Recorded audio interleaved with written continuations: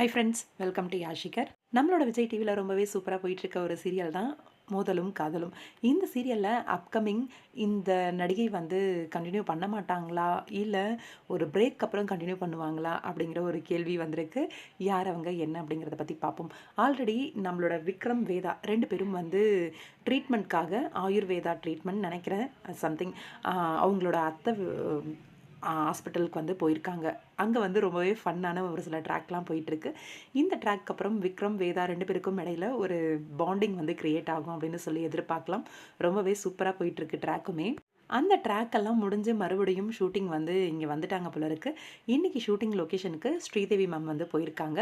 அங்கே வந்து வேதாவோட எடுத்துக்கிட்ட ஒரு பிக் வந்து ஷேர் பண்ணியிருந்தாங்க. அந்த பிக்கை வந்து நம்மளோட வேதா அவங்களோட இன்ஸ்டாகிராம் பேஜில் வந்து ஷேர் பண்ணி மிஸ் யூ பட்டு அப்படின்னு சொல்லி ஷேர் பண்ணியிருந்தாங்க.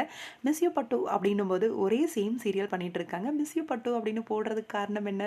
அவங்க வந்து இப்போ கன்சீவாக இருக்காங்க. ரியல் லைஃப்பில் அவங்க எல்லாருக்குமே தெரியும். ரீசெண்டாக தான் சீமந்தம் முடிஞ்சுது. மேபி அவங்களோட டெலிவரிக்காக ஒரு சின்ன பிரேக் எடுக்கிறாங்களா, இல்லை அவங்களோட கேரக்டர் வந்து ரீப்ளேஸ்மெண்ட் பண்ணி வேறு யாராவது வரப்போகிறாங்களா அப்படிங்கிறத பற்றி தெரியலை. சின்ன பிரேக் எடுத்து அவங்களே கம்பேக் கொடுப்பாங்களா அப்படின்னும் தெரியலை. ஆனால் மிஸ் யூ பட்டு அப்படின்னும் போது அவங்க வந்து கொஞ்ச நாளைக்கு சீரியலில் இருக்க மாட்டாங்க அப்படின்னு மட்டும் நல்லா தெரியுது. ஸ்ரீதேவி மேம் ரொம்பவே சூப்பராக நடிச்சிட்ருக்காங்க 2 சீரியலில். ஆஃப்டர்நூன் சீரியல் பொன்னி, அதே மாதிரி மோதலும் காதலும். வெயிட் பண்ணி பார்க்கலாம் என்ன அப்படின்ட்டு. உங்களோட கருத்து என்னன்னு சொல்லுங்கள்.